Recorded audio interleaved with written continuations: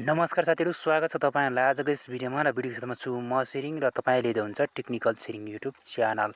साथीहरु, आजभोलि अनलाइनबाट हामी सामानहरु किन्ने गर्छौं र लगायत अनलाइनबाट नै हामी विभिन्न परेको समस्याहरुको समाधान गर्ने प्रयास गर्छौं र त्यस्तैगरी समाधान खोज्ने प्रयास पनि हामी इन्टरनेटमै गर्छौं। तर साथीहरु, आजको यो भिडियोमा मैले तपाईहरुलाई यही विषयसँग अन्तर्गत रहेर तपाईहरुलाई कुरा गर्न गइरहेको छु। नेपालमा एउटा यस्तो एप लन्च भएको छ जुनमा पनि तपाईहरुकोमा परेको समस्याको तपाईहरुले तत्काल समाधान गर्न सक्नुहुनेछ। कतिको समाधान गर्न सकिन्छ त्यो चाहिँ म तपाईहरुलाई लाइभमा नै त्यो एप डाउनलोड गरेर पनि देखाउने छु। त्यसैले भिडियोको अन्तसम्म रहनु होला। भिडियो लाइक गर्नुभएको छैन सबैभन्दा फर्स्ट टाइम भिडियो लाइक गर्नु होला। त्यसैगरी च्यानललाई सब्स्क्राइब गर्नुभएको छैन च्यानललाई पनि सब्स्क्राइब गर्नु होला। अब लागौं भिडियो स्टार्ट गर्नतर्फ। त्यसको लागि चाहिँ तपाईहरुले गुगल प्ले स्टोरलाई ओपन गर्नु होला। गुगल प्ले स्टोरलाई ओपन गरेर साथीहरु तपाईहरुले यहाँनिर बेटायो भन्ने एउटा एप चाहिँ जुन चाहिँ लन्च भएको छ नेपालमा, त्यसको चाहिँ के काम रहेछ म तपाईहरुलाई यहाँ देखाउन गइरहेको छु।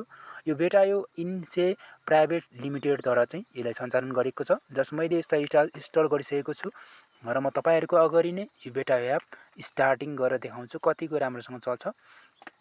यसमा भनेको छ दुईवटा अप्सन रहेको छ, फोन नम्बर पासवर्ड भनेर मागेको छ र हामीले यसमा कुनै पनि लगइन आएको छैन। त्यो कारणले गर्दाखेरि रजिस्ट्रेसन नाउमा जानु होला। रजिस्ट्रेसन नाउमा गएर तपाईले आफ्नो फुल नेम त्यसैगरी फोन नम्बर लेख्नु होला।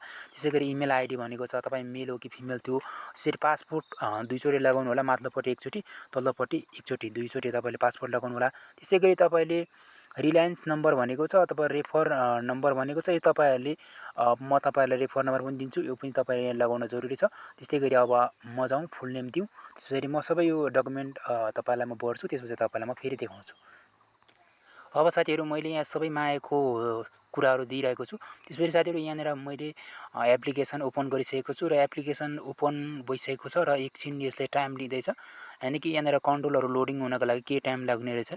यो एप चाहिँ अलिकति नयाँ भर्खरै भएको कारणले गर्दाखेरि अलिकति यसमा चाहिँ अलिकति स्लोली चलेको जस्तो महसुस मेरोमा भइरहेको छ। तपाईहरुकोमा पनि कस्तो भइरहेको छ हेर्नु होला। त्यसरी साथीहरु देख्न सक्नुहुन्छ यहाँ तल भनेको छ बाइकल क्लिनर र तपाईले क्लिनिङ, त्यस्तैगरी बेस्ट पेट्रोलर, त्यस्तैगरी तपाईले ब्युटी लगायत तपाईहरुले यहाँनिर सबै चीज भेटाउन सक्नुहुँदो रहेछ।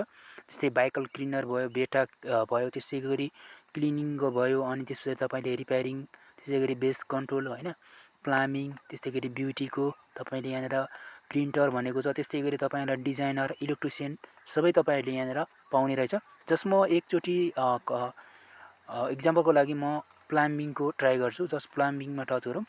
यहाँनिर देख्न सक्नुहुन्छ यहाँनिर भनेको छ टप स्टोरेज नर्मल भनेको छ। तपाईले कुन कस्तो खालको चाहिँ प्लम्बरको काम गर्ने हो भनेर देखाएको छ। जस्ट एक्जाम्पलको लागि म यसमा यो नर्मल कन्डिसनको गर्छु। यसमा तपाईलाई 599 रुपैयाँ लाग्छ, 199 रुपैयाँ लाग्छ भनेर भनेको छ। अब यहाँ चोइस टाइम भनेको छ, भन्नको मतलब तपाईहरुले अहिलेकै मेरो टाइम सेट गरिदिउँ। त्यसपछि अब सेड्युल टाइम कति बजे आउने हो, कति के हो, त्यस्तै गरी म यसलाई ओके गरिदिउँ। ओके, सो यहाँ भनेको छ 9 PM टु 9 AM भनेपछि म यसलाई 1 बजेतिर बोलाउँछु। ओके, सो 1 बजेतिर, 1 बजे दिउँसोको 1 बजे। ओके, सो इनभ्यालिडेट टाइम भनेको छ। त्यसरी तपाईको यहाँ टाइम कति दिँदैछ, यतिकै time selected time from AM to PM भनेपछि म यहाँ 10 बजे बोलाउँछु। ओके, सो 10 बजे यहाँनिर बिहान 10 बजे। ओके, 10 बजे। अनि यहाँनिर सिलेक्टेड इनभ्यालिड टाइम भनेको छ। यसलाई फेरि म चेक गरौँ।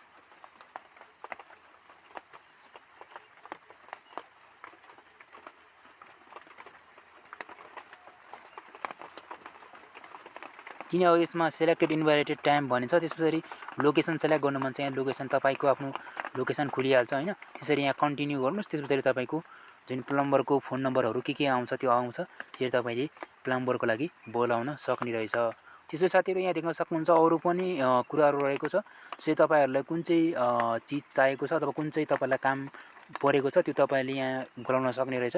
एकदमै राम्रो खालको एप रहेछ। तर अब यसको एपले अब कति चर्चा पाउँछ अथवा यसबाट कति मान्छेहरुले कति कस्टमर केयरहरुलाई कति सुविधा राम्रो दिन्छ त्यो त थाहा छैन। त्यो भने भोलिको दिनमा देख्न बाँकी छ। यहाँ नोटिफिकेसनमा जानुभयो भने त्यहाँ मेरोमा कुनै पनि नोटिफिकेसन आएको छैन। बुकिङ नाममा मैले कुनै पनि कुरा बुकिङ गरेको छैन। शेड्युल करेन्टली कम्प्लिट कुनै पनि भएको छैन।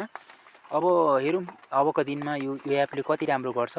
नेपालमा यस्तो एपहरु आइ नै रहन्छन् र तर यो चाहिँ मलाई एकदमै एक्सक्लुसिभ एप जस्तो लाग्यो। यहाँ सबै कुराहरु भेटाउन सक्दो रहेछ। सो तपाईहरुको विचारमा कस्तो लागिरहेको छ सो भिडियो हेरेर आउँदाखेरि कमेन्ट बक्समा जानकारी गराउन नबिर्सिनु होला। त्यस्तै गरी भिडियोलाई लाइक गर्नुभएको छैन so first time video like गर्नुस्, त्यसै गरी च्यानल सब्स्क्राइब गर्नुस्। यस्तै खालको भिडियोहरु हामीले दैनिक रूपमा ल्याइ नै रहनेछौँ। यसको एपको लिंक डिस्क्रिप्सन बक्समा छ, तपाईहरु निसंकोच डाउनलोड गर्न सक्नुहुनेछ। So thank you, thanks for watching.